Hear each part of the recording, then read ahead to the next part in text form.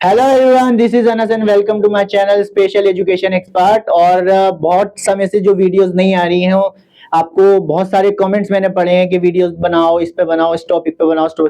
मैं एक्चुअल में काफी बिजी चल रहा हूँ अपनी जॉब को लेकर। ठीक है, जॉब में भी काफी काम चल रहा है, इसके अलावा मेरा काम है, बिजनेस है, उसमें भी वर्क चल रहा है।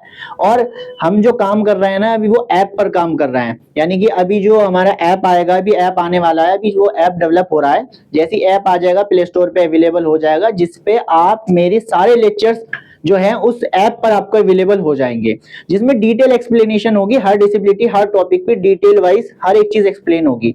तो जैसे ही ऐप बनकर तैयार हो जाएगा, प्ले स्टोर पे अवेलेबल हो जाएगा, मैं आपको इन्फॉर्म कर दूंगा, आप जाके वहां पर गो थ्रू कर सकते हैं।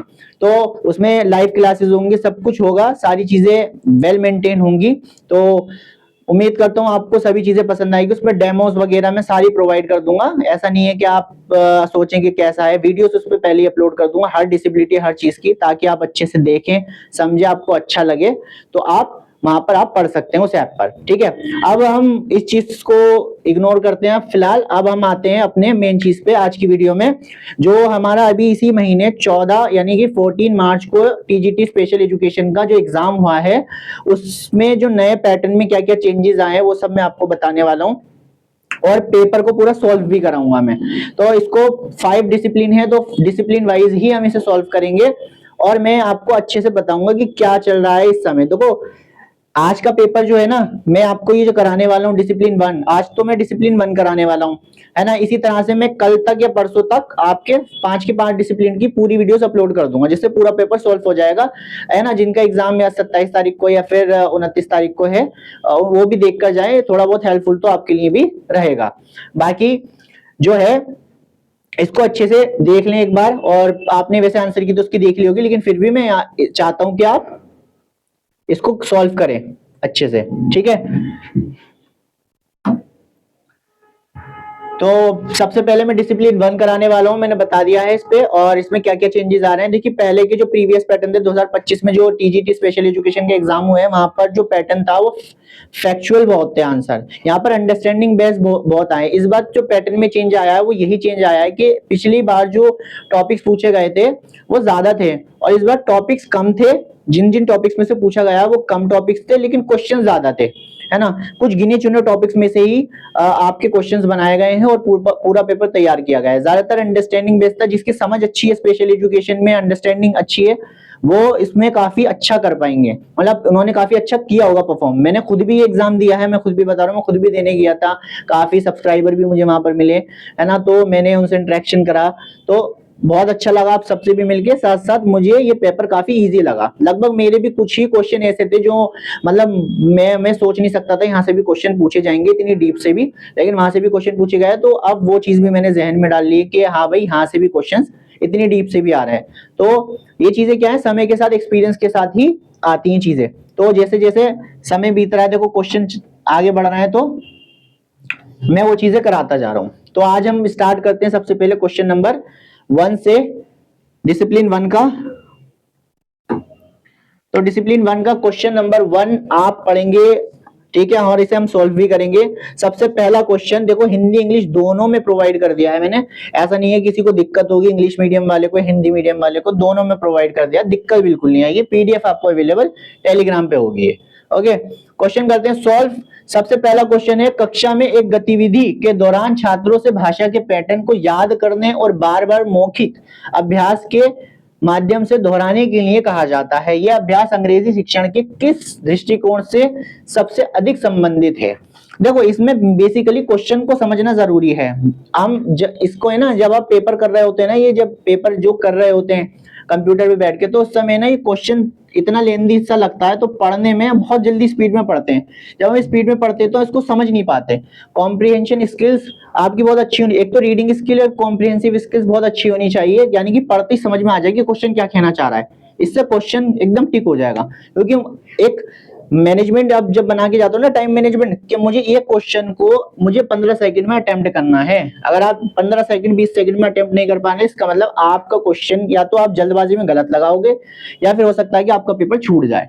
ठीक है, ये दो केसेस जरूर बनते हैं। तो मैं सबसे ज्यादा फोकस किस पे करता हूँ, टाइम मैनेजमेंट पे फोकस करता हूँ कि भाई ये 15 सेकंड में मैं कर दूं। मैं जितने भी क्वेश्चंस कर कर आता हूँ, मेरा टारगेट रहता है कि 15 सेकंड्स में अटेम्प्ट करना है, तो जल्दी से पढ़ के जल्दी से समझना होता है मुझे। तो मैं भी ये स्ट्रेटेजी अपनाता हूँ, आप भी ये स्ट्रेटेजी अपनाओ हर एग्जाम में। केवीएस में भी अब 27 तारीख को जो एग्जाम है आपका, उसकी आप शेड्यूल दोबारा चेंज हुआ है, तो 9:30 बजे का एग्जाम हो गया है।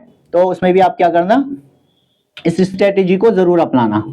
तो क्वेश्चन आप समझ लेते हैं जल्दी से। समझने वाली चीज क्या है कि भाई कक्षा में गतिविधि के दौरान छात्रों से भाषा पैटर्न को याद करने। देखो भाषा पैटर्न क्या है, भाषा पैटर्न है ना, को याद करने के लिए बोला जा रहा है। भाषा पैटर्न को याद करने के लिए बोला जा रहा है, यानी कि लैंग्वेज के पैटर्न को याद करने के लिए बोला जा रहा है। लैंग्वेज का पैटर्न क्या होता है भाई, लैंग्वेज पैटर्न क्या होता है, वही सब्जेक्ट वर्ब ऑब्जेक्ट, इस तरह से जो सेंटेंसेस का स्ट्रक्चर्स होते हैं वही लैंग्वेज पैटर्न होता है कि भाई इस तरह से ये चीजें आती हैं और इस चीज को याद करने के लिए बोला जा रहा है। और बार बार मौखिक और उसी चीज को अभ्यास करने के लिए, प्रैक्टिस करने के लिए भी बोला जा रहा है कि भाई सेंटेंस कुछ भी एक कोई सा भी है सेंटेंस है, आई एम प्लेइंग क्रिकेट, इस तरह से एक सेंटेंस है। अब सेंटेंस के स्ट्रक्चर को याद करने के लिए साथ साथ ओरली प्रैक्टिस करने के लिए कहा जा रहा है, दोहराने के लिए कहा जा रहा है। तो ये अभ्यास अंग्रेजी शिक्षण के किस दृष्टिकोण से संबंधित है। अब आपसे पूछा जा रहा है कि ये जो कराई जा रही है ना चीज, कि भाई देखकर इस स्ट्रक्चर को याद करो, इस पैटर्न को याद करो लैंग्वेज के, साथ साथ इसको मौखिक रूप से दोहराते भी रहो, तो ये किससे संबंधित है। ग्रामर, ट्रांसलेशन मैटर, यहाँ पर कहीं ट्रांसलेशन की बात हो रही है। जब हो ही नहीं रही है यहाँ पर ट्रांसलेशन की बात, तो जाहिर सी बात है ये तो ऑप्शन नहीं हो सकता, क्योंकि ट्रांसलेशन की बात इस क्वेश्चन में कहीं भी कहीं नहीं जा रही है। डायरेक्ट मेथड, डायरेक्ट मेथड वो होता है, डायरेक्ट मेथड क्या होता है, बस आपको पता होना चाहिए इस वर्ड का मतलब क्या है। मुझे पता है डायरेक्ट मेथड वो होता है, आपने इतने सारे मेथड पढ़े होंगे टीचिंग मेथड में। तो डायरेक्ट मेथड क्या होता है कि भाई आप इंग्लिश टू इंग्लिश सीख रहे हैं, कोई लैंग्वेज सीख रहे हैं तो वो नेचुरली सीख रहे हैं इंग्लिश टू इंग्लिश। जैसे इंग्लिश सीख रहा है तो वो इंग्लिश में सीख रहा है, हिंदी सीख रहा है तो वो हिंदी में ही सीख रहा है। भाई मुझे हिंदी सीखने की जरूरत थोड़ी है, मैं एनवायरमेंट से हिंदी टू हिंदी सीख लेता हूँ। तो ये क्या डायरेक्ट मेथड है, तो ये भी नहीं है, यहाँ पर डायरेक्ट मेथड की बात नहीं हो रही है। यहाँ तो क्या है, लैंग्वेज के पैटर्न को याद करने और ओरली रिपीट करने यानी कि प्रैक्टिस करने की बात कही जा रही है। तो ऑडियो लिंगुअल मेथड है ना, ऑडियो लिंगुअल मेथड यानी कि ये कुछ मैच खा रहा है इससे, ऑडियो लिंगुअल मेथड। और अगर कम्युनिकेशन अप्रोच की बात करेंगे तो कम्युनिकेशन अप्रोच क्या है, कम्युनिकेशन अप्रोच जो फोकस करती है वो किस चीज पे फोकस करती है, कम्युनिकेशन अप्रोच है कि ये जो मीनिंगफुल शब्द होते हैं ना उसको समझने पर ज्यादा फोकस करती है, कि जो आपका कम्युनिकेशन है वो मीनिंगफुल हो, वो समझ में आए, जो वर्ड आप बोल रहे हो वो क्या हो आपकी समझ में आ जाए, बस ऐसी होनी चाहिए, वो कम्युनिकेशन अप्रोच होती है। ठीक है, तो ये भी नहीं हो सकती। आंसर क्या हो जाएगा आपका, right answer audio lingual method. Audio lingual method में यही चीज कराई जाती है कि आपको किसी पैटर्न को पहले अच्छे से याद कराया जाता है, फिर उसको ओरली प्रैक्टिस करने को कहा जाता है, तो ऑडियो लिंगुअल मेथड होता है। इसके डिसएडवांटेज और एडवांटेज भी बहुत सारे होते हैं, तो वो चीजें अलग चीजें वो आप पढ़ सकते हैं। हालांकि यहाँ पर जितना कहा जा रहा था उस हिसाब से हम इसके आंसर तक पहुंच गए, तो आंसर हो जाएगा इसका सी। नेक्स्ट क्वेश्चन पे हम मूव करते हैं। नेक्स्ट क्वेश्चन है आपका, एक मनोवैज्ञानिक ये देखता है कि एक बच्चे की भावनात्मक समस्या प्रारंभिक बचपन के अनसुलझे मुद्दों से उत्पन्न होती है। व्यक्ति के निर्माण में अचेतन मन और प्रारंभिक अनुभव की भूमिका पर कौन सा दृष्टिकोण ध्यान केंद्रित करता है। ठीक है, इंग्लिश हिंदी जो भी आपका मीडियम है उसे अकॉर्डिंग पढ़ सकते हैं। A psychologist observe that the child is emotional difficulty stream from the unresolved issues in early childhood. Simple यही कहा, तो ये सिंपल अगर समझने की कोशिश करें तो ये कहा जा रहा है कि एक मनोवैज्ञानिक यानी एक साइकोलॉजिस्ट ये देखता है एक बच्चे में कि भाई उसकी जो इमोशनल डिफिकल्टीज हैं, जो उसकी इमोशनल डिफिकल्टीज हैं है ना, वो बचपन के वो क्या हो रहा है उसमें, क्या चीज है, बचपन के अनसुलझे मुद्दों से उत्पन्न हो रही है ना, जो बचपन में उसके अनरिजॉल्व इश्यूज हैं उससे उत्पन्न हो रही है ये क्या चीज, इमोशनल डिफिकल्टीज। आज के समय में प्रेजेंट टाइम में बच्चे की जो इमोशनल डिफिकल्टीज हैं वो क्या हो रही हैं, वो निकल कर आ रही हैं। किस वजह से, क्योंकि बचपन में कुछ ऐसे मुद्दे रहे होंगे, ऐसे इश्यूज रहे होंगे, फैमिली इश्यूज हो सकते हैं जो अभी तक रिजॉल्व नहीं हुए हैं उस बच्चे के मन में, उस बच्चे के अंदर रिजॉल्व नहीं हुआ है, वो अब भी उस बारे में सोचता है। तो इससे आगे क्या गया, व्यक्ति के निर्माण में अचेतन मन और प्रारंभिक अनुभवों की भूमिका पर कौन सा। तो भाई ये तो बात है, वो बचपन के हाथ से या बचपन में जो अनरिजॉल्व इश्यूज हैं वो अभी भी उसके कौन से माइंड में हैं, बैठे हुए हैं, तो उसके वो अनकॉन्शियस माइंड में बैठे हुए हैं। तो अब बताओ ये चीज क्या होगी, ये किस तरह की किस तरह की पर्सनैलिटी को शेप देगा। तो इस तरह से आपसे ये पूछा जा रहा है, तो क्वेश्चन इसी तरह से ये आपको समझना है। तो देखिए अब आपको ये पता होना चाहिए कि भाई अनकॉन्शियस माइंड क्या होता है। तो हमें अगर मुझे इतनी सी जानकारी है ना कि मुझे कॉन्शियस माइंड पता है, अनकॉन्शियस माइंड का पता है और सबकॉन्शियस माइंड पता है, तो ये क्या है, मैं इजीली आंसर तक पहुंच सकता हूं अगर मैंने सिगमंड फ्रॉइड की थ्योरी पढ़ी है, पर्सनैलिटी के बारे में पढ़ा है मैंने अच्छे से, ठीक है, तो मैं आसानी से इजीली आंसर दे सकता हूं। तो भाई कॉन्शियस माइंड क्या होता है, अनकॉन्शियस माइंड क्या होता है और सबकॉन्शियस माइंड क्या होता है। देखिए कॉन्शियस माइंड क्या होता है, मैं आपको इजीली समझाता हूँ, एक बारी में समझ में आ जाएगा कि कॉन्शियस माइंड क्या होता है। कॉन्शियस माइंड होता है जब मैंने आपसे कोई सवाल पूछा, आपने 1 सेकंड भी नहीं लगाया उसका जवाब देने में, तो वो कॉन्शियस माइंड कहलाता है। फॉर एग्जाम्पल मैंने पूछा जंगल का राजा कौन है, कौन सा एनिमल है, तो आपने बोला शेर, बिल्कुल भी सोचने एकदम आंसर दिया। या मैंने अभी आपसे पूछा कि मैंने सिंपल बोल दिया कि बताओ, कोई भी चीज मैंने बोल दी, फॉर एग्जाम्पल के लिए मैंने आपसे बोल दिया ये क्या है, तो आपने फौरन बता दिया कि क्या है, रिमोट है, सोचा ही नहीं, बिल्कुल एकदम आंसर आ गया आपके मुंह से निकलकर। ये क्या है, कॉन्शियस माइंड है। सब कॉन्शियस माइंड क्या होता है, सब कॉन्शियस माइंड वो होता है जब आपको थोड़ा सोचना, जब आप सोच कर जवाब दो, यानी कि आप कुछ सेकंड जो है पॉज लेते हो और आप कुछ थोड़ी देर सोचते हो और जब आप जवाब देते हो, तो वो आपका सबकॉन्शियस माइंड है। फॉर एग्जाम्पल के लिए मैं आपसे पूछूं कि कल आप 12 बजे के समय, 11 से 12 के बीच में कहाँ थे, है ना, तो आप अभी थोड़ा सा सोचोगे कि हाँ रुक जाओ अभी बताता हूँ, मैं 11-12 बजे के बीच में मैं यहाँ पर था। तो आपने सोचा थोड़ी देर, है ना, कुछ सेकंड आपने सोचा।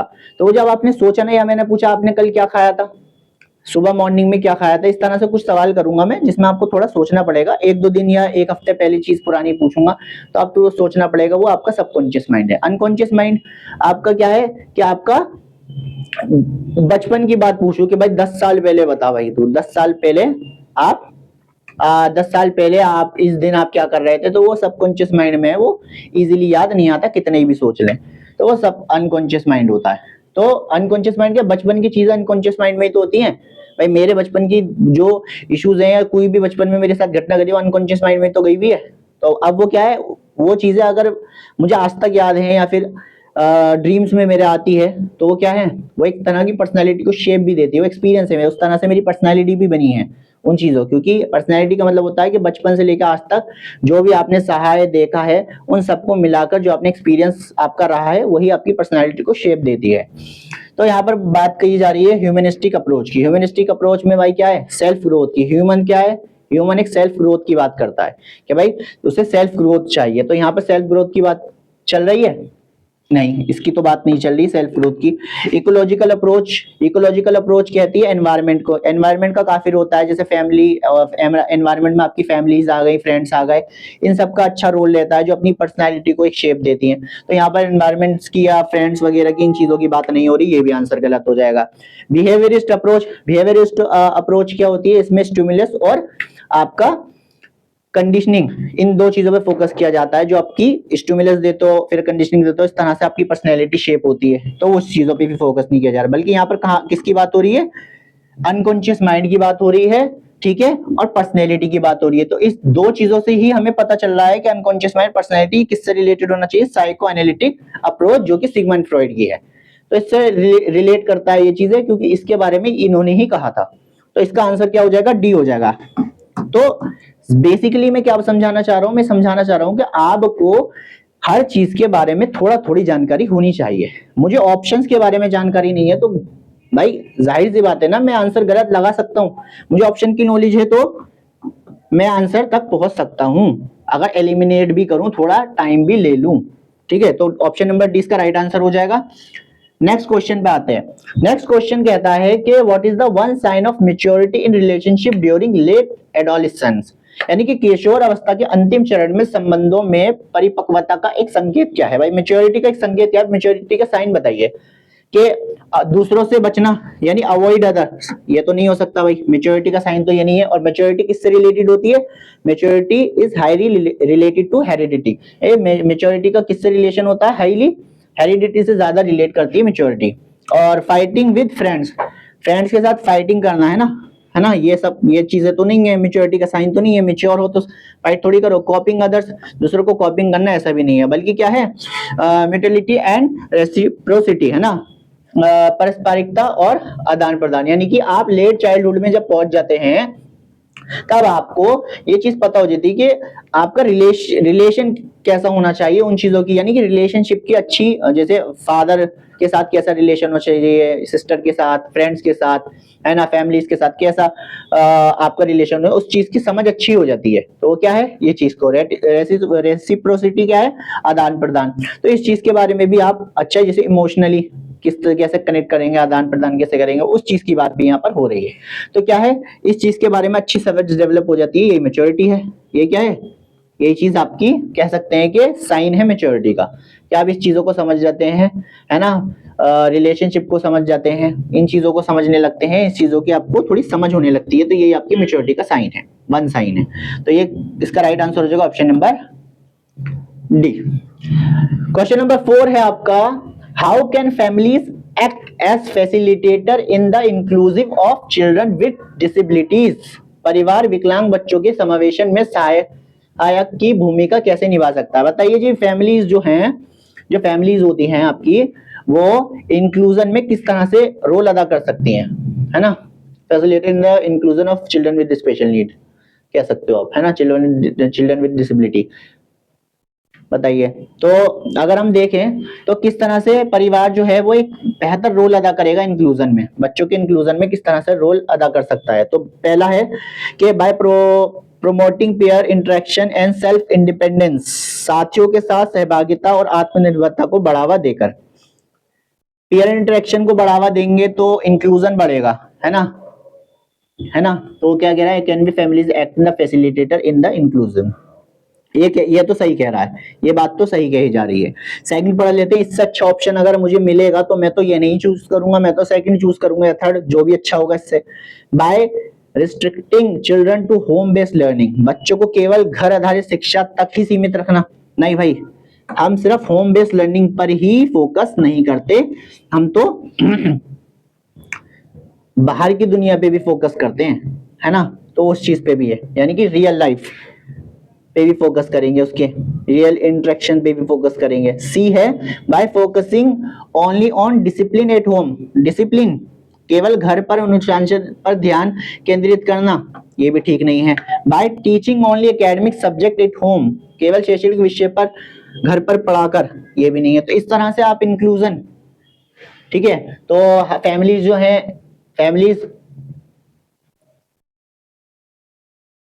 परिवार जो है इस तरह से इंक्लूजन में एक रोल अदा करेगा इन तीनों में से, तो ये तो नहीं हो सकता, बल्कि क्या होगा, पेयर इंटरेक्शन में और सेल्फ इंडिपेंडेंस में, इन चीजों से आप वो क्या कर सकता है, एक बेहतर रोल अदा कर सकते हैं फैमिलीज, ठीक है। तो इस तरह से कहा जा रहा है कि जो फैमिलीज हैं वो बच्चों के लिए समावेशन में सहायक भूमिका कैसे निभाते हैं। तो इस तरह से निभा सकते हैं कि पेयर इंटरेक्शन करके, है ना, जो पेयर्स के साथ इंटरेक्शन है उस चीज को बढ़ा के, सेल्फ इंडिपेंडेंस है ना, आत्मनिर्भरता को बढ़ाकर आप क्या कर सकते हैं, बढ़ा सकते हैं इंक्लूजन भूमिका, एक रोल जो है अपना वो इस तरह से अदा कर सकते हैं इंक्लूजन में। पेरेंट्स की बात कर रहा हूँ, पेरेंट्स, ठीक है।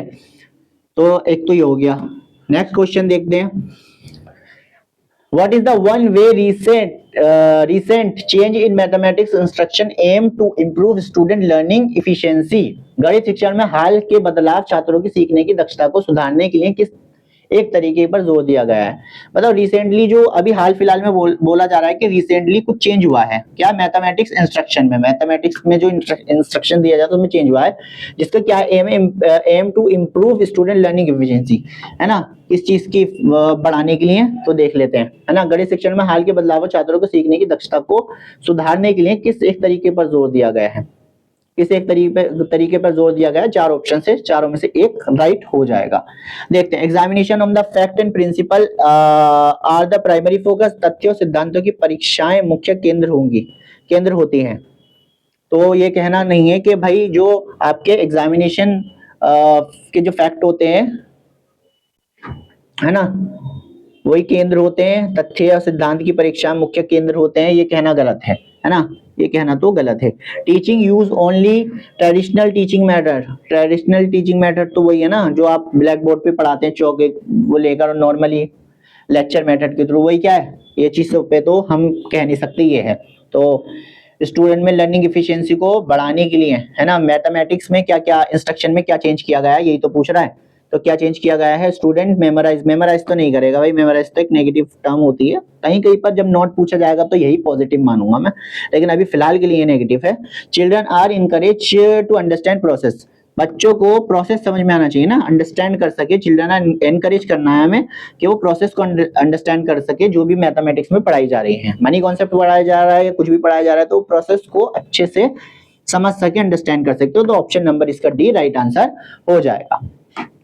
नेक्स्ट क्वेश्चन है, within inclusive education what is the primary role of community organisation among stakeholders. देखो स्टेक होल्डर्स के बारे में जरूर पढ़ के जाना आप, क्योंकि स्टेक होल्डर्स एक इंपॉर्टेंट टॉपिक्स हो जाता है आज के समय में, जो डीएसएसबी केवीएस में भी पूछा जा रहा है। तो केवीएस के सिलेबस में भी आप देखोगे तो स्टेक होल्डर के बारे में क्वेश्चंस आ सकते हैं, स्टेक होल्डर्स के बारे में पढ़ के जरूर जाना आप। 27 तारीख को जो एग्जाम है और 29 तारीख को जिनका, उनके लिए भी स्टेक होल्डर्स के बारे में जरूर पढ़ के जाना। Within inclusive education what is the primary role of community organisation, बताइए प्राइमरी रोल क्या है, प्राइमरी रोल कम्युनिटी का क्या है, organisation among the stakeholder, है ना, समावेशी शिक्षा में हितधारकों के बीच समुदाय संगठनों की मुख्य भूमिका क्या है, कम्युनिटी की क्या भूमिका है बताइए। तो क्या हो सकती है, avoiding advocating of accessibility and social inclusion, assessing student academic performance. देखिए अगर मैं बात करूं advocating for the accessibility and social interaction की, तो एडवोकेटिंग यानी एडवोकेसी, यहाँ पर ओवरऑल बात एडवोकेसी होता है, आपने डीएड में भी पढ़ा होगा कि एडवोकेसी होता है कि खुद की वकालत खुद कर सके, यानी खुद का वकील खुद बन सके, मतलब मैं अपने लिए खुद लड़ सकता हूँ, मैं अपना खुद वकील बन के खुद में अपने हितों के लिए लड़ सकता हूँ, वो एडवोकेसी होती है ना। तो यह क्या है, एडवोकेटिंग एक्सेसिबिलिटी और सोशल इंक्लूजन, पहुंच सामाजिक समावेशन के लिए वकालत करना। तो ये कहना तो ठीक है, ये तो एक पॉजिटिव बात कही जा रही है यहाँ पर। तो असिस्टिंग स्टूडेंट एकेडमिक परफॉर्मेंस, छात्रों के शैक्षणिक प्रदर्शन का आकलन करना, ये चीज तो नहीं है। क्वेश्चन ध्यान से पढ़ लेना, क्वेश्चन क्या कह रहा है, समावेशी शिक्षा में हितधारकों के बीच सामुदायिक संगठनों की मुख्य भूमिका क्या है, सामुदायिक संगठनों की मुख्य भूमिका क्या है ना, यानी कि कम्युनिटी ऑर्गेनाइजेशन की क्या भूमिका है हितधारकों के लिए, है ना। तो ये बात कही जा रही है। तो असेसिंग ये तो गलत है, creating individual lesson plans for student, छात्रों के लिए व्यक्तिगत पाठ योजना बनाना, कहना तो इसका सही है, लेकिन बात जब यहाँ पर कम्युनिटी ऑर्गेनाइजेशंस की हो रही है तो उसके लिए तो बेस्ट ऑप्शन यही है ना। सुपरविजन क्लासरूम मैनेजमेंट स्ट्रेटेजी, कक्षा प्रबंधन रणनीति का निगरानी करना, बस ये चीज नहीं है, सुपरविजन में रखना, देखभाल करना, निगरानी करना बिल्कुल स्ट्रिक्टली, तो ये कहना गलत है। तो ऑप्शन नंबर इसका राइट आंसर हो जाएगा, जो कि सही बात कह रहा है। क्वेश्चन नंबर 7 है, which element is crucial for sustaining a learners engagement during lessons, है ना, पाठ के दौरान विद्यार्थियों की सहभागिता बनाए रखने के लिए कौन सा तत्व महत्वपूर्ण है, इंपॉर्टेंट है, बताइए भाई।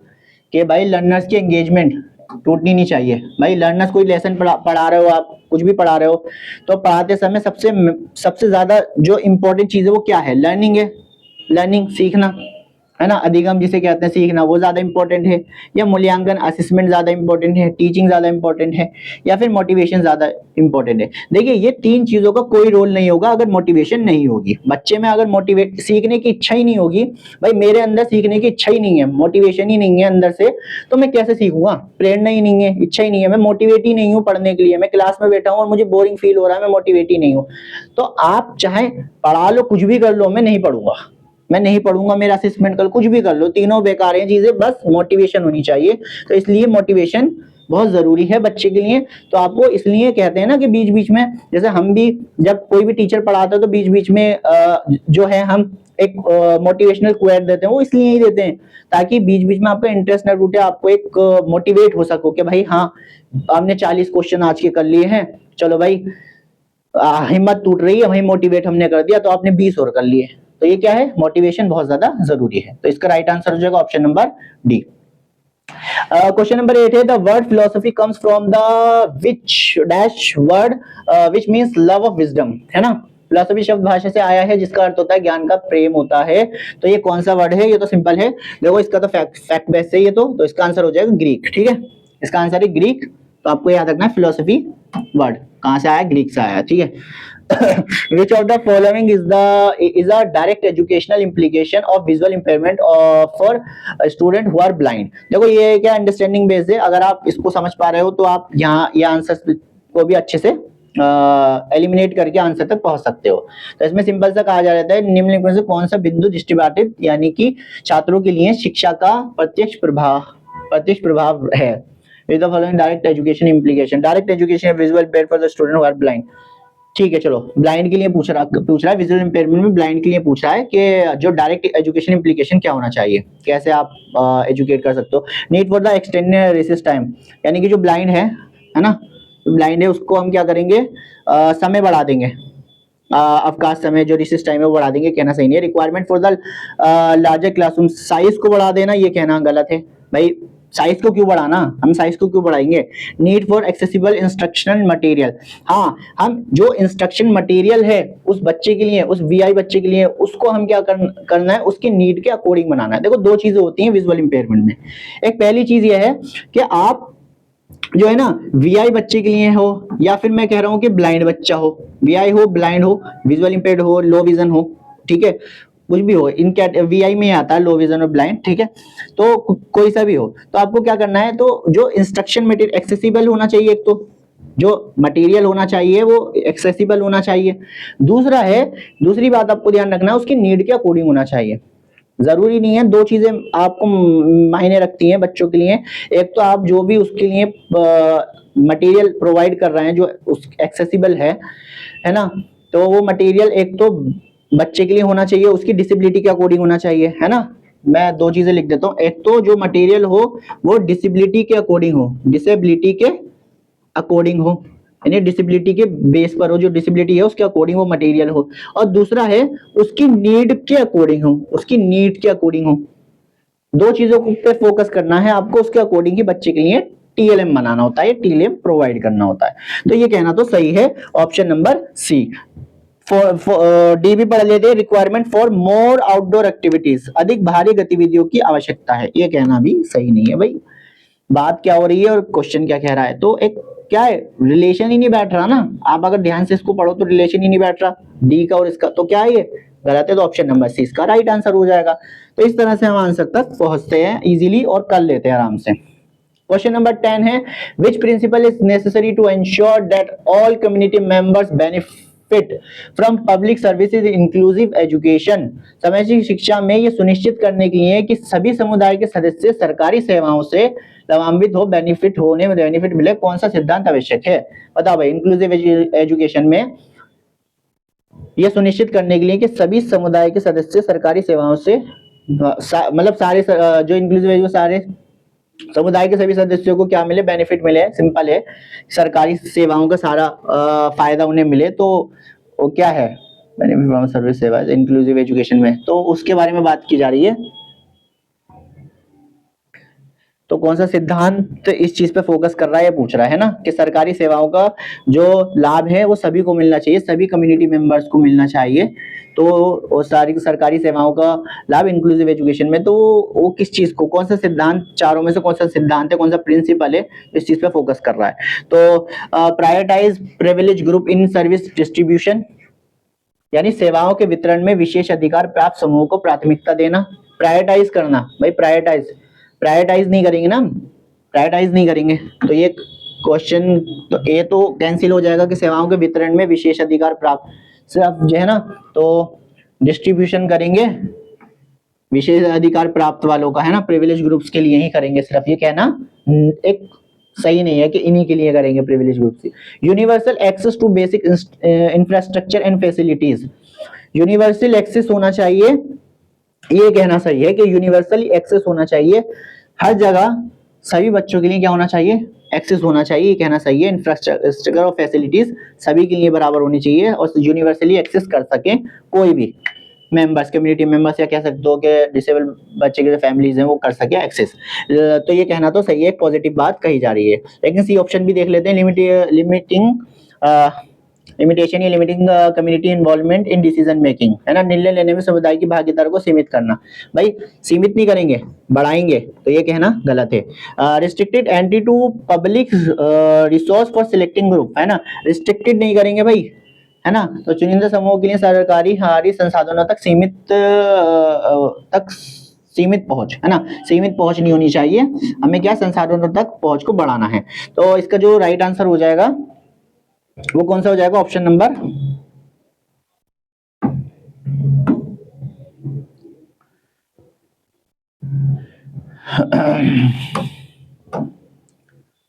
इसका जो राइट आंसर हो जाएगा ऑप्शन नंबर बी हो जाएगा, यूनिवर्सल एक्सेस होना चाहिए सभी बेसिक इंफ्रास्ट्रक्चर एंड फैसिलिटीज पर। तो आगे बढ़ते हैं, क्वेश्चन नंबर 11। क्वेश्चन नंबर 11 है when pairing student for pair tutoring teacher should consider. Pair tutoring simple है, पेयर ट्यूटरिंग वही है कि बच्चे आपस में एक दूसरे को पढ़ा रहे हैं, वो पेयर ट्यूटरिंग होता है ना। तो इसमें ये पूछ रहा है सिंपल पेयर ट्यूटरिंग में कि पेयर ट्यूटरिंग के लिए छात्रों को जोड़ी बनाते समय शिक्षकों को किस बात का ध्यान रखना चाहिए, किस बात का ध्यान रखना चाहिए भाई। तो देयर फेवरेट सब्जेक्ट का फेवरेट होना, ये इस चीज पे तो फोकस नहीं करेंगे टीचर, जो भी टीचर होंगे वो इस चीज पे फोकस नहीं करेंगे कि इसका फेवरेट सब्जेक्ट क्या है और इसका फेवरेट सब्जेक्ट क्या है। तो उसके बिहाफ पे आप, जैसे इसका इंग्लिश फेवरेट सब्जेक्ट है, इसका भी इंग्लिश फेवरेट सब्जेक्ट है, चलो इनकी पेयर ट्यूटरिंग कर देते हैं, एक दूसरे से सीख ले, ऐसा नहीं करेंगे भाई, ऐसा नहीं करेंगे। तो सेकंड ऑप्शन है their physical cognitive and social needs है, तीन चीजें, यानी कि फिजिकल कॉग्निटिव और सोशल नीड्स, यानी कि हम दो बच्चे देखेंगे, ऐसे बच्चे सभी देखेंगे, मतलब ऐसे बच्चे देखेंगे जिनके हम बच्चों में क्या देखेंगे, फिजिकल कॉग्निटिव और सोशल नीड्स देखेंगे कि दोनों की सोशल नीड्स कैसी हैं, फिजिकली सोशल नीड्स कैसी हैं दो बच्चों की, निकालेंगे ना ढूंढ के, कॉग्निटिव और सोशल तीनों ढूंढेंगे, और फिर देखेंगे कि कौन किसको पूरा कर रहा है ना। फिर हम देखेंगे इनका तालमेल अच्छा बैठ रहा है, ये एक दूसरे की जरूरतों को पूरा कर रहे हैं, तो उसके अकॉर्डिंग हम क्या बना देंगे, पेयर ट्यूटरिंग कर देंगे ताकि वो दोनों एक दूसरे से सीख सके, है ना, फिजिकली भी कॉग्निटिवली और सोशली एक दूसरे से सीख सके। तो ये कहना तो सही है। सी ऑप्शन भी देख लेते हैं, ओनली देयर एकेडमिक परफॉर्मेंस, केवल उनका शैक्षणिक प्रदर्शन पर ध्यान देंगे या वो करेंगे, तो ये कहना तो सही नहीं है ना। तो इस चीज पे हम इस चीज को देखते हुए पेयर ट्यूटरिंग तो नहीं करेंगे, ओनली देयर एकेडमिक परफॉर्मेंस को देखकर पेयर ट्यूटरिंग नहीं करेंगे। How will they like each other, है ना, वो एक दूसरे को कितना पसंद करते हैं, इस चीज को लेकर भी हम पेयर ट्यूटरिंग नहीं करेंगे। ऑप्शन नंबर बी इसका राइट आंसर हो जाएगा। ओके, नेक्स्ट क्वेश्चन पे चलते हैं हम, question number 12। Which educational approach is often necessary for student with deaf blindness. भाई डेफ ब्लाइंडनेस, जिसे मैं आपको बता चुका हूँ, डेफ ब्लाइंड को किन किन नामों से जाना जाता है। डेफ ब्लाइंड को मल्टी सेंसरी डिसेबिलिटी भी कहते हैं, ठीक है, डेफ ब्लाइंड को डुअल सेंसरी इंपेयरमेंट भी कहते हैं, तो और भी दो तीन नाम है इसके, तो आपको पता होना चाहिए, मैं प्रीवियस वीडियो में भी बता चुका हूँ, ठीक है। डेफ ब्लाइंड वाले छात्रों के लिए कौन सा शैक्षणिक दृष्टिकोण अक्सर आवश्यक होता है, बताइए भाई, कौन सा एजुकेशन अप्रोच सबसे बेस्ट है किसके लिए, डेफ ब्लाइंड के लिए, डेफ ब्लाइंड के लिए। तो डेफ ब्लाइंड के लिए ग्रुप लर्निंग, सिर्फ ग्रुप लर्निंग कहना सही नहीं है, no special method, no special method ये भी सही नहीं है, individual instruction, standard teaching method, दोनों में से एक सही हो सकता है। तो individual instruction and standard teaching method, standard teaching method वही होता है कि एक ही मेथड से पढ़ाना, है ना, टीचर जिसका जो स्टैंडर्ड टीचिंग मेथड होता है कि एक ही चौक और आपका चौक लेके बोर्ड पर पढ़ाने लगे, वो स्टैंडर्ड टीचिंग मेथड होता है ना, कि एक ही लेक्चर मेथड जो है वो भी एक स्टैंडर्ड टीचिंग मेथड है कि भाई उसमें बच्चों की नीड्स के अकॉर्डिंग तो टीचर फिर पढ़ाई नहीं, स्टैंडर्ड टीचिंग मेथड वही है कि सुविधा अनुसार टीचर अपनी सुविधा अनुसार पढ़ा रहा है, वो कह सकते हो। तो ये कहना भी गलत है, आपको क्या इंडिविजुअल इंस्ट्रक्शन पे फोकस करना पड़ेगा, क्योंकि डेफ ब्लाइंड बच्चों को इंडिविजुअल इंस्ट्रक्शंस की बहुत जरूरत होती है, पर्सनली आपको उसे गाइड करना होता है ना, उसे पढ़ाना होता है, एजुकेट करना होता है, तो ये कहना सही है। तो ऑप्शन नंबर सी इसका राइट आंसर हो जाएगा। क्वेश्चन नंबर 13 है, थोड़ा दिख नहीं रहा हो तो उसके लिए, ये क्वेश्चन थोड़ा बड़ा है तो स्क्रीन पे शायद आ रहा हो पूरा, उम्मीद करता हूँ, ठीक है। तो क्वेश्चन नंबर 13 है, an adult who recently received a cochlear implant says sometimes I want to practice listening with my device, but other time I feel overwhelmed and prefer text or sign. Which counseling response best support autonomy and flexible communication options, है ना। अब question क्या कह रहा है ये थोड़ा देख लेते हैं। एक व्यक्ति जिसने हाल ही में कोक्लियर इम्प्लांट प्राप्त किया है, मतलब कोक्लियर इम्प्लांट हाल ही में उसने कोक्लियर इम्प्लांट कराया है। वो कहता है कि कभी कभी मैं जो है कभी कभी अपने डिवाइस के साथ सुनने का अभ्यास करता है। वो जो कोक्लियर इम्प्लांट कराया ना उसका डिवाइस के साथ सुनने का अभ्यास करना चाहता हूँ, लेकिन कभी कभी मैं अभिभूत महसूस करता हूँ और टेक्स्ट और संकेत भाषा को पसंद करता हूं। तो कौन सा परामर्श उत्तर व्यवस्थित और लचीले संचार विकल्प का सबसे अच्छा समर्थन करता है? देखिए क्वेश्चन लंबा है, लेकिन पढ़ के एक बारी में समझ में आ रहा है कि सिंपल है। एक बच्चा जो है अभी अभी हाल फिलहाल में उसने कोक्लियर इम्प्लांट कराया है, और वो है ना वो उस कोक्लियर इम्प्लांट जो कराया ना उस डिवाइस से वो सुनना चाहता है, लेकिन फिर उसे अचानक से ये भी फील आता है, उसे अंदर से महसूस होता है कि उसको ज्यादा कभी कभी किस चीज का मन कर सकता है, वो टेक्स्ट और साइन में बात करे, उससे कम्युनिकेट करे। तो उस चीज से आपको बता रहा है कि कौन सी स्टेटमेंट इस चीज को दर्शा रही है ना। तो वो चीज की बात हो रही है ना कि which counselling response best support, कौन सा बेस्ट सपोर्ट देगी कम्युनिकेशन ऑप्शंस के लिए। तो लेट्स टॉक अबाउट, पहला ऑप्शन है let's talk about situation where the listening practice feel manageable and also plan when it's okay to switch to text captioning और sign. आइए उन परिस्थितियों पर बात करें जहां हाँ सुनने का अभ्यास सहज लगता है, और यह भी योजना बनाएं कि कब टेक्स्ट कैप्शनिंग और सांकेतिक भाषा पर स्विच करना ठीक रहेगा। तो ये तो भाई पॉजिटिव बात हो रही है कि बच्चे को ये चीज तो सिखानी है कि कब आपको टेक्स्ट पे स्विच करना है और कब आपको साइन लैंग्वेज का यूज करना है, तो कब किस तरह से आपको ऑडिटरी ट्रेनिंग में आता है सब। तो ऑडिटरी ट्रेनिंग में आपको ये चीजें सिखाई जाती हैं। ऑडिटरी ट्रेनिंग वही होती है जिसमें आपको ये सब चीजें सिखाई जाती हैं। बच्चे को जो पर्सन भी चाहिए होता है उसको ऑडिटरी ट्रेनिंग में ये सब सिखाया जाता है कि आप कम्युनिकेट कैसे करोगे किसी पर्सन के। ऐसे उसको सिखाया जाता है कि आप लिप्स मूवमेंट को कैसे समझोगे, है ना, किस तरह से आप साइन लैंग्वेज को समझेंगे, वो सारी चीजें ऑडिटरी ट्रेनिंग में कराई जाती हैं। तो क्या है, पहला ऑप्शन तो बात सही कह रहा है। दूसरा कह रहा है कि यदि आप अभिभूत है तो इसका मतलब है कि if you are overwhelmed and probably means the plant is not working so you should avoid using it, है ना। अगर जो आपका जो कोक्लियर इम्प्लांट है वो वर्किंग नहीं कर रहा तो you should avoid using it. तो इस चीज को अवॉइड कर सकते हो आप, है ना, कर रहा तो इसलिए आपको इसका उपयोग नहीं करना चाहिए। तो भाई नहीं करना चाहिए तो गलत है, हमें तो करना चाहिए ना। तो keep things consistent, choose one primary communication method and stick with it all day. पूरे दिन इसी पे स्टिक रहना है, ये कहना भी ठीक नहीं है कि भाई हम पूरे टाइम इसी पे स्टिक रहेंगे, है ना। बनाए रखने के लिए एक मुख्य संचार विधि चुने और उसे पूरे दिन उसी पे रहें। पूरे दिन के लिए एक ही चीज पर टिके रहना एक बच्चे के लिए क्या है, जो पर्सन विधि चाहिए उसके लिए सीख नहीं है, क्योंकि वो अपनी सुविधा अनुसार ही क्या करेगा, कम्युनिकेट करेगा। जब उसे मन करेगा तो साइन में करेगा, जब उसे मन करेगा तो टेक्स्ट में करेगा। तो जैसा उसे करना है सुटेबल रहेगा वो वैसा करेगा जिस पर्सन से भी उसे करना है। You should always force yourself to use listening only, है ना। तो आपको हमेशा खुद को केवल सुनने के लिए हाले मजबूर करना चाहिए, नहीं तो आप इम्प्लांट के साथ अनुकूल नहीं हो पाएंगे। ये भी एक नेगेटिव बात कही जा रही है। तो क्वेश्चन नंबर 13 का जो राइट आंसर हो जाएगा वो ऑप्शन नंबर ए हो जाएगा। यहाँ पर सिंपल बात कही जा रही है कि उन परिस्थितियों पे जहाँ पर सुनने का अभ्यास सहज होता है और यहाँ पर योजनाएं बनाने के लिए कब टेक्स्ट, कब कैप्शनिंग, कब सांकेतिक भाषा का यूज करना, ये चीजें सिखाई जाती हैं। तो यही चीजें क्या है, बेस्ट हैं इसके लिए, है क्या, काउंसलिंग में ये चीजें बेस्ट है। तो यही अब पूछा जा रहा है और यही आपका आंसर हो जाएगा। क्वेश्चन नंबर 14 पे आ जाते हैं। Question number 14, what is the significance of starting a lesson from the defined topics according to the maxims from defined to indefined, है ना। अनिश्चित से निश्चित की ओर सिद्धांत के अनुसार पाठ को निश्चित विषय से शुरू करने का क्या महत्व है? अरे ये डिफाइंड टू इनडिफाइंड, देखो मैगजीम्स होते हैं ना, टीचिंग मैगजीम्स होते हैं, यहाँ पर पूछ रहा है defined to undefined. Defined to defined क्या होता है? देखो डिफाइंड से हमारा मतलब कॉन्क्रीट होता है ना। इसे डिफाइंड टू इनडिफाइंड को मैं आसान शब्दों में आपको कहूं तो ये क्या है, कॉन्क्रीट टू एब्स्ट्रैक्ट है ना। कॉन्क्रीट टू एब्स्ट्रैक्ट है, डिफाइन यानी कॉन्क्रीट और इनडिफाइंड यानी कि एब्स्ट्रैक्ट, ठीक है। तो इससे तो इस चीज को कौन सा बता रहा है बताओ, इस चीज पे जो मैगजीम्स को कौन दर्शा पा रहा है यहाँ पर, है ना। क्या महत्व पूछ रहा है, इंपॉर्टेंस पूछ रहा है इस चीज को, डिफाइन टू इनडिफाइन। अगर आप किसी लेसन प्लान को किसी भी लेसन प्लान को भी अगर आप कर रहे हो डिफाइंड टू इनडिफाइंड अगर पढ़ा रहे हो तो वो कैसे है ना, तो उसके लिए क्या महत्वपूर्ण है, सबसे क्या चीज महत्वपूर्ण है वो चीज पूछ रहा है। It simplifies abstract learning process. ठीक है, एब्स्ट्रैक्ट लर्निंग प्रोसेस पहले तो डिफाइन है ना, तो कॉन्क्रीट होना चाहिए ना, concrete to abstract. It helps learning concrete on the subject matter. Yes, concrete होना चाहिए, यही बात कही जाए, कॉन्क्रीट होनी चाहिए, कॉन्क्रीट मैटर।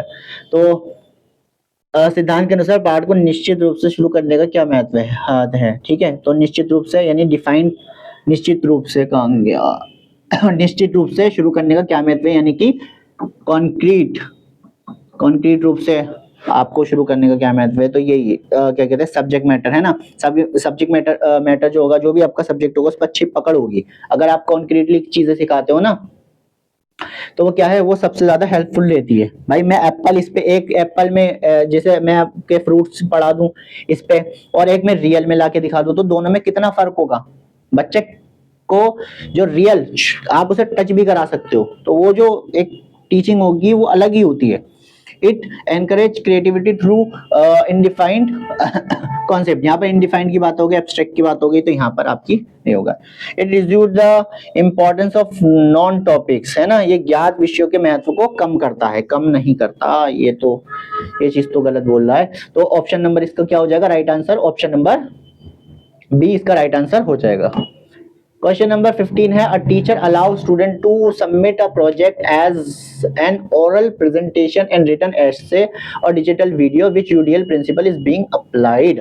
भाई यूडीएल आपका इंपॉर्टेंट टॉपिक है, यूडीएल जरूर पढ़ के जाना। और केवीएस का जो एग्जाम है अभी 27 को, उसके लिए भी यूडीएल इंपॉर्टेंट है, जरूर पढ़ के जाना। मैं सबसे कह रहा हूँ ये जरूर पढ़ के जाना। इसके 3 प्रिंसिपल्स होते हैं, multiple means of representation, multiple means of expression, multiple means of, ये नहीं होता प्रिंसिपल, बल्कि कौन सा होता है, मल्टीपल मीन्स ऑफ एंगेजमेंट। ये 3 प्रिंसिपल्स होते हैं, 1 2 3, ये 3 ही प्रिंसिपल्स आपको याद रखने हैं।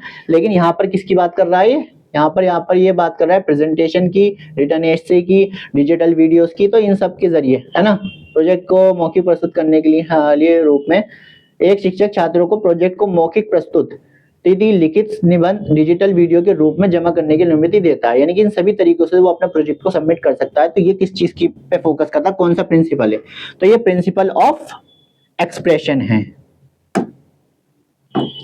तो ये प्रिंसिपल ऑफ एक्सप्रेशन है, आपको ये याद रखना है कि क्या है भाई, ये प्रिंसिपल ऑफ एक्सप्रेशन की बात कर रहा है, क्योंकि यहाँ पर इन चीजों की बात प्रिंसिपल ऑफ एक्सप्रेशन में ही होती है।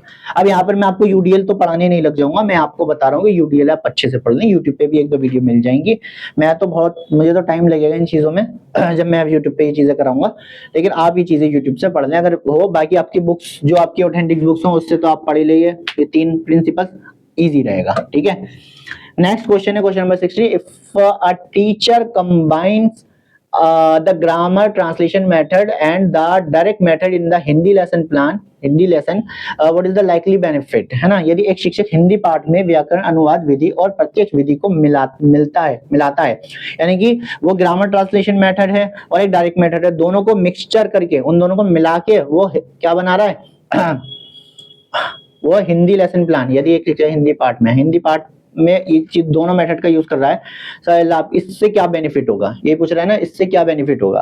तो क्या स्टूडेंट मेमोराइज वोकेबलरी मेमोराइज कर लेगा, ऐसा तो नहीं है ना। स्टूडेंट इग्नोर प्रोनाउंसिएशन प्रैक्टिस को इग्नोर करेगा, ये भी सही नहीं है। देखो ग्रामर ट्रांसलेशन मेथड से उसकी ग्रामर पे थोड़ी पकड़ हो जाएगी, साथ साथ डायरेक्ट मेथड से स्पीकिंग वगैरह प्रोनाउंसिएशन में अच्छी पकड़ बैठ जाएगी।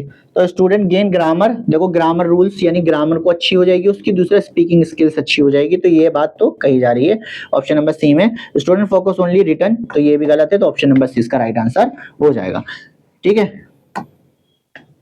What is the basic purpose of teaching social science at school level, है ना। विद्यालय स्तर पर सामाजिक विज्ञान पढ़ाने का मूल उद्देश्य क्या है विद्यालय स्तर पर सामाजिक मतलब सोशल साइंस पढ़ाने का मेन पर्पस क्या है, टू डेवलप आर्टिस्टिक टैलेंट को बढ़ावा देना, ऐसा नहीं है भाई। आर्टिस्टिक टैलेंट को बढ़ाना, ऐसा डेवलप करना, ऐसा कुछ नहीं है। To make student informed and rational citizen. Social science पढ़ाने का एक सबसे मेन रीजन क्या होता है, छात्रों को जागरूक बनाना, एक सभ्य समाज का नागरिक बनाना, है ना, और जो है ना तार्किक, एक तरीके से तर्क कर सके। वो प्रीवियस पास्ट में जो चीजें आपकी होती है ना सोशल साइंस में, ज्योग्राफी, हिस्ट्री, पॉलिटी, सब चीज जो ज्योग्राफी के लिए पढ़ते हैं, हिस्टोरिकल पढ़ते हैं, तो उससे वो तर्क कर पाता है चीजों को लेकर। आने वाले समय में जो सिचुएशंस आती है ना, तो वो इतनी सिचुएशंस पढ़ चुका है, पास्ट में हिस्ट्री में पढ़ चुका है, पॉलिटिकल में पढ़ चुका है, तो अब वो तर्क कर सकता है। तो वो चीजों की सेंस डेवलप हो जाता है, कह सकते हो वो समझ डेवलप हो जाती है। तो ये कहना, ये इसकी बात, तो ये 20 ये बात सही कर रहा है, तो उसका ये पर्पस तो होता है। इम्प्रूव लॉजिकल रीजनिंग इन डेली लाइफ, दैनिक जीवन में तार्किक सोच को सुधारना। देखो ये कहना इसका सही है, लेकिन इससे बेहतर बात तो ऊपर वाला कर रहा है ना। अगर ये ऑप्शन में नहीं होता तो सी ऑप्शन करेक्ट हो सकता था, लेकिन यहाँ पर बात हो रही है यहाँ पर दोनों चीजों की। तो यहाँ पर क्या है छात्र, जागरूक और तार्किक दोनों चीजों की बात हो रही है ना, तो यहाँ पे इसलिए बी ऑप्शन ज्यादा बेहतर है इससे। तो डेवलप स्किल्स टू प्रैक्टिकल यहाँ पर प्रॉब्लम सॉल्विंग, ये भी सही है कहने का मतलब, लेकिन मुझे यहाँ पर इसके कॉन्टेक्स्ट में ज्यादा सुटेबल आंसर लग रहा है, तो इसलिए ये ऑप्शन ज्यादा बेस्ट है एज कंपेयर टू सी और डी। ठीक है, बात इसमें भी कुछ गलत नहीं की जा रही, लेकिन सबसे बेहतर किसमें की जा रही है, बी में। तो इसलिए कहते हैं कि ए ऑप्शन तो गलत ही है, लेकिन इन तीनों में एक तरीके से पॉजिटिव बात कही जा रही है, लेकिन हमें अब इनमें से बेस्ट चूज करना है। अब ऐसा तो नहीं है मैं बी और सी या डी कोई सा भी लगा सकता हूँ, मुझे देखना है कि बेस्ट डिस्क्राइब कौन कर रहा है सोशल स्टडीज के पर्पस को, कौन डिस्क्राइब कर रहा है ना, वो चीज मेन है। तो इसका राइट आंसर हो जाएगा option number B. Question number 18 है, student experience hearing loss after a severe infection at age 10, what type of hearing impairment does this represent and what challenge might they face. भाई एक छात्र को 10 वर्ष की आयु में गंभीर संक्रमण के बाद सुनने की क्षमता में कमी हो जाती है। मतलब 10 साल की उम्र में एक बच्चे को हेयरिंग लॉस हो जाता है, वो 10 साल का है और उसको हेयरिंग लॉस हो गया, मतलब बचपन से तो हेयरिंग लॉस था ही नहीं, 10 साल की उम्र में हुआ है, तो कंजेनाइटल हेयरिंग लॉस तो नहीं है। 2 ऑप्शन तो ऐसे ही कट गए, ये बोलते ही, ये पहली लाइन पढ़ते ही 2 ऑप्शन तो ऐसे ही एलिमिनेट हो गए कि भाई कंजेनाइटल तो होने से, कंजेनाइटल का मतलब जन्म से, तो जन्म से तो बात ही नहीं हो रही है। तो 10 साल की उम्र में हेयरिंग लॉस हुआ है तो उसका मतलब एक्वायर्ड होगा, यहाँ भी एक्वायर्ड लिखा है, यहाँ भी एक्वायर्ड लिखा है, तो अब दोनों में से चूज करना है। तो acquired hearing loss, acquired hearing loss, आगे की लाइन में चेंजेस हैं, बॉर्न विद कम्युनिकेशन इश्यूज और यहाँ adapting a new learning environment. अब आगे की बात पढ़ लेते हैं, जब भी हम इन दोनों में से चूज कर पाएंगे सही आंसर क्या है। तो इसमें से पूछा जा रहा है कि ये कमी हो गई, ये किस प्रकार की श्रवण बाधा है और किस प्रकार की श्रवण बाधा है, तो एक्वायर्ड हेयरिंग लॉस है, ये हमने पता लगा लिया, और उन्हें किस चुनौतियों का सामना करना पड़ सकता है। यानी कि 10 साल की उम्र में जब बच्चे को हेयरिंग लॉस हो गया, तो अब हेयरिंग लॉस तो हो गया, तो अब उसको नए नए चैलेंजेस क्या फेस करने पड़ेंगे। तो भाई उसको चैलेंजेस क्या फेस करने पड़ेंगे, adapting a new learning environment, यानी कि नए एनवायरनमेंट में अब उसे क्या करना है, एडेप्ट करना पड़ेगा, नई नई चीजें सीखनी पड़ेंगी। अपनी कम्युनिकेशन स्किल्स को किस तरह से उसको इम्प्रूव करना है, अब थोड़ा तो अपना रहने सहने का जो तरीका है उसको, उसमें चेंजेस लाने पड़ेंगे ना। पहले उसको हेयरिंग लॉस नहीं था, अब है, तो अब है तो अब उसको क्या है, अब उसको एडेप्ट करना पड़ेगा सोसाइटी में और अपनी लर्निंग एनवायरनमेंट पे। ठीक है, ठीक है, तो अब वो तालमेल बिठाएगा नए एनवायरनमेंट में के साथ अपना। ठीक है, एक नए एनवायरनमेंट के साथ, सोसाइटी के साथ नया तालमेल एस्टेब्लिश करने की कोशिश करेगा। अब ऐसा नहीं है कि बचपन से ही क्या है, कम्युनिकेशन इश्यूज थे जन्म से ही, तो ये नहीं है। तो ऑप्शन नंबर इसका राइट आंसर हो जाएगा option number D. Question number 19, what does the zero rejection policy under RT act signify in the context of inclusive education. समावेशी शिक्षा के संदर्भ में आरटी अधिनियम के तहत शून्य अस्वीकृति नीति का क्या अर्थ है। बताइए, आरटी एक्ट में जो जीरो रिजेक्शन की बात, जीरो रिजेक्शन का तो मतलब आपको क्लियर होना चाहिए। जीरो रिजेक्शन, अच्छा zero rejection RT right to education में तो बात हुई है, लेकिन जीरो रिजेक्शन की बात है ना, प्रिंसिपल जो स्पेशल एजुकेशन के प्रिंसिपल्स होते हैं ना, उनमें से एक प्रिंसिपल ये भी है, जीरो रिजेक्शन है ना। स्पेशल एजुकेशन के प्रिंसिपल में से एक प्रिंसिपल जीरो रिजेक्शन है। जो वहां पर बात कही गई है वही यहाँ पर बात कही गई जा रही है।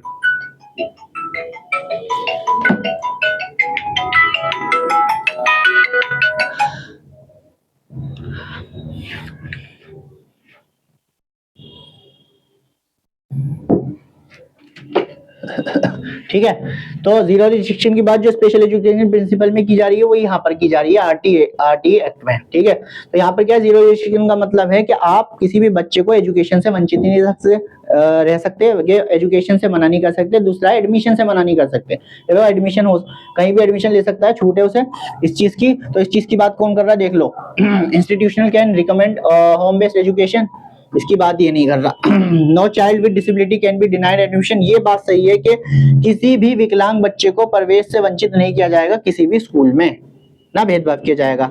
ये और ये ऑप्शन ऑटोमेटिक गलत होगा क्योंकि मुझे जीरो रजिस्ट्रेशन का मतलब पता है। ठीक है, लास्ट क्वेश्चन है आज का। क्वेश्चन नंबर 20 डिसिप्लिन 1 का क्वेश्चन नंबर 20 लास्ट है। इसके बाद हम करेंगे नेक्स्ट वीडियो में डिसिप्लिन 2। तो क्वेश्चन नंबर 20 है, which of the following is an example of an assistive device used to support communication for children with deaf blindness. Deaf blindness, निम्नलिखित में से कौन सा बाध्य डेफ ब्लाइंडनेस वाले बच्चों के संचार को समर्थन देने के लिए उपयोग किए जाने वाला सहायक उपकरण है? बताओ भाई। असिस्टिव डिवाइस है, यूज्ड टू सपोर्ट करता है कम्युनिकेशन फॉर चिल्ड्रन, बताओ कौन सा है? आसान है क्वेश्चन कि भाई जो असिस्टिव डिवाइस है कौन सा है? असिस्टिव डिवाइसेस है इन चारों में से जो कि डेफ ब्लाइंड बच्चों के लिए सपोर्ट एक तरह से कम्युनिकेशन के लिए यूजफुल है। बताओ। Traditional chalk board, traditional chalk board method, chalk पे पढ़ा, चौक लेके बोर्ड पे पढ़ाना।